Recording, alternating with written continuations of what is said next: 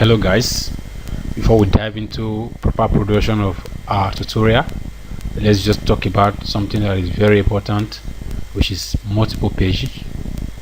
Now in CorelDraw, multiple page is very important when you have to have a whole packed details in one file.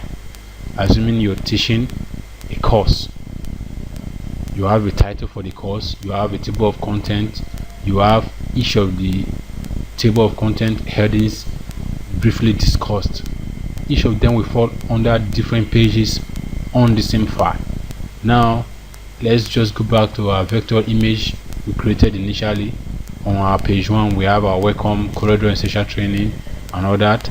Page 2 we're talking about learn vector and bitmap, the same CorelDraw essential training X3. Now this is something you have to know. Page 1, page 2 is already a multiple image file, though it is same thing it's talking about, but we have a multiple image already. So when you have multiple image, you might want things to look different, you want arrangement to be a little bit different from the default. It is fine. Now let's just add a third page after, add another one after, now one more. Now we have 5 pages. These are all multiple pages in line with this course. So for this first one, call it, let's just rename it and call it CorelDraw tutorial.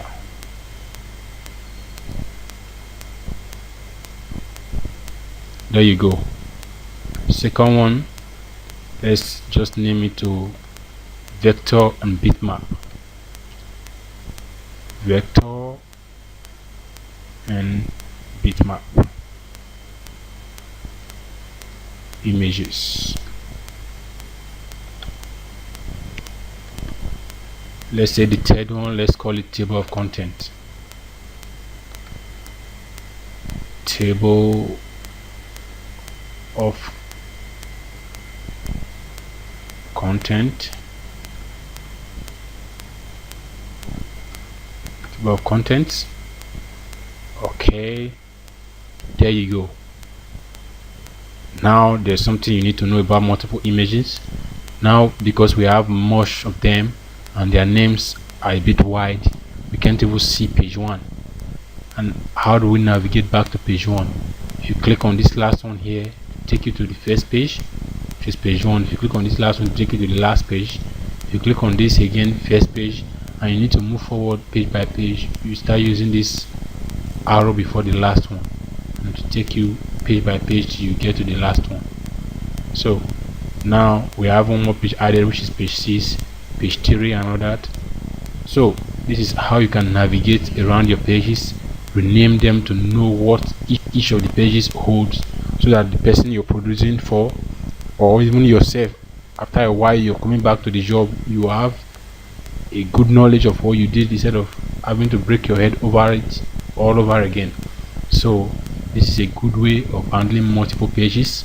And now for this table of contents, it is not going to be nice if we are using this landscape as our page orientation. We want it to be either letter or A4, as the case may be.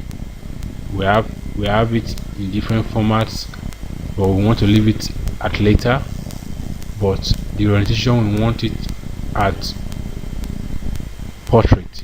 So if I change this to portrait and we go back to page 1, you see that it didn't affect it. The reason because is that for the, let's go back a little bit, table of content, is because we made it just for this. Assuming we decide to leave it at all and we change this to landscape again, everything will be landscape. And if we change it to portrait, let's go to page 1 and see the effect. There you go, everything has been distorted. We don't want this to happen, so we'll change it to landscape all over. And if we go to the table of content, we have to select this one which says set as default or current page size rotation only. If you click on this before changing the page orientation, it will only effect to this page. It will not disturb any other page within the pages you have here already. So let's change it to portrait. If we go back to our work, our first page, everything is still intact. So this is just what you need to know about multiple paging and all that.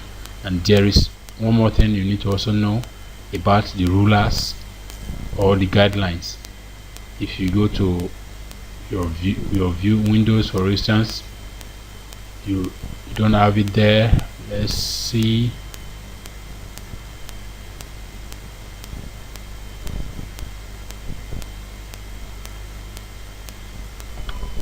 So talking about the guidelines, under the view here you see guidelines checked. So if you want an horizontal guideline, you can drag here.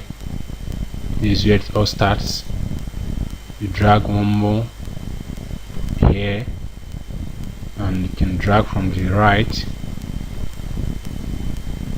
left here to this point, and now you have a guideline telling you the size of the page, the work you have on your page.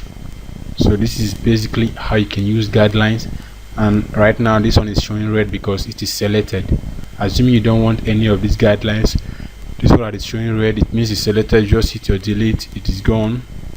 Come here, hit delete, it is gone. Same thing for here and here. If you hit delete, they are all gone. So see you in the next tutorial.